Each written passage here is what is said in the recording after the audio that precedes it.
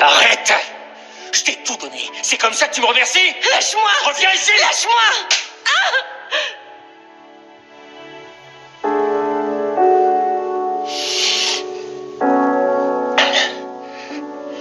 C'est presque fini. Dites-moi, vous vous sentez bien? Donnez-moi votre main. Je vais gratter sous vos ongles pour tenter de trouver des tissus cutanés de votre agresseur.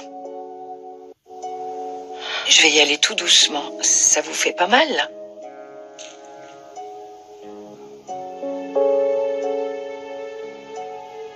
Mademoiselle Clark, je sais que vous avez déjà soumis certains de vos clients à ces prélèvements pour trouver des preuves de l'agression, mais je tenais à vous dire que je suis navrée de ce qui vous arrive. Sachez que toutes ces formalités vont permettre d'aider les services de police à retrouver cet homme.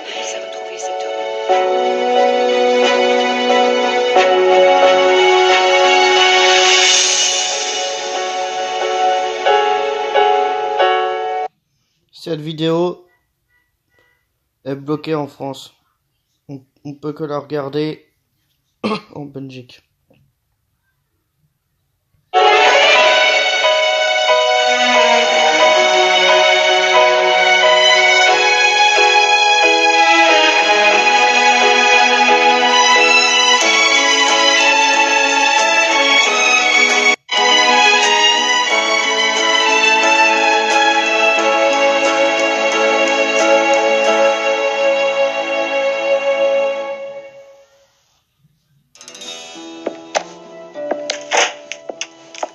Te voilà enfin.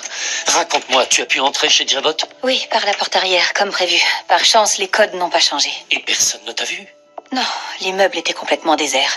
Il y avait tout de même 2 personnes, Marco et Gabriel Bingham. Alors ils t'ont vu chez Jabot? Non, j'étais dans le laboratoire. Personne ne m'a vu. Tu as entendu ce qu'il disait à propos du plan de Marco, ne serait-ce qu'un indice? J'entendais pas distinctement, mais si je me souviens bien, il va se passer quelque chose ce soir au... Comment s'appelle ce parc? Chandler? Chancellor. Chancellor, voilà, c'est ça. Quelque chose va avoir lieu ce soir. Et quelqu'un risque d'y laisser sa vie.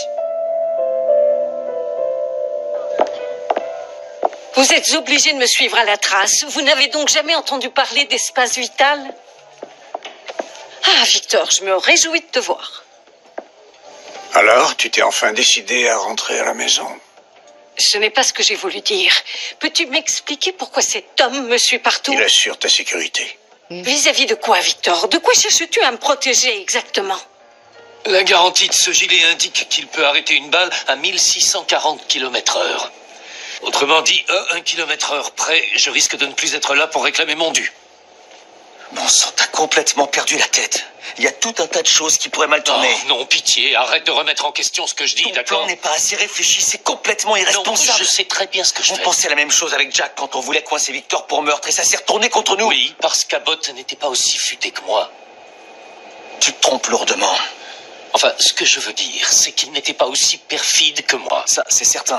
Contrairement à mon père. Victor est un véritable expert. Tu ferais mieux de revoir ton plan et de peaufiner les détails pour qu'il ne se doute de rien. Avoir assez d'entendre parler de l'invincibilité de Victor Newman, de cet homme que personne ne peut abattre. Je compte bien y mettre un terme dès ce soir. Je vois.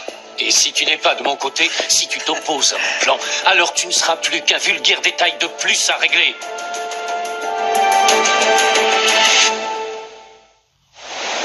Attends une minute. Calme-toi. Ne fais pas ça, Marco. Je suis ton seul allié. Réfléchis, à part moi, tu n'as personne.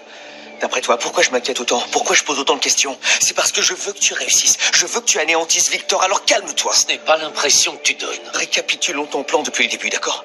Tu veux qu'il te tire dessus, c'est ça? Puis tu vas faire le mort.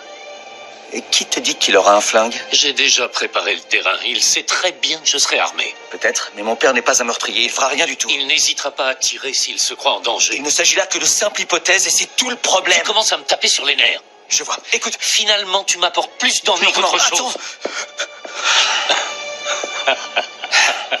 Et ça te fait rire, hein?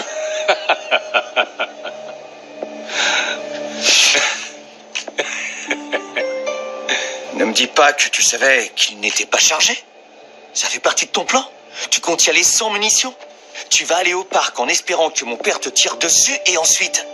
La balle atteint mon gilet, Je m'écroule au sol. Boum! Jack est mort. La ville entière est en deuil. Victor passe le restant de sa vie à tenter d'effacer les traces. Et moi, je suis sur une île,